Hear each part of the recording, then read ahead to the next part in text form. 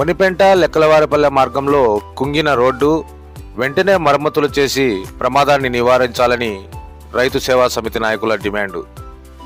మైదుకూరు మండలం ఒనిపెంట నుంచి గంజిగుంట వెళ్లే మార్గంలో ఒనిపెంట నుంచి 1 కిలోమీటర్ దూరంలో రోడ్డు ఇలా కుంగిపోయి ఉంది.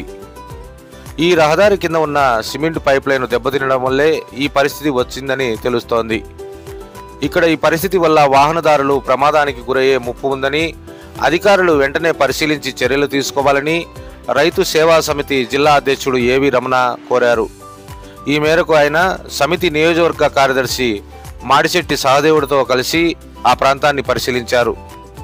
దాదాపు 9 గ్రామాల ప్రజలు ఈ రహదారి గుండా రాకపోకలు సాగిస్తారని అధికారులు వెంటనే తగిన చర్యలు తీసుకోవాలని ఆయన డిమాండ్ చేశారు.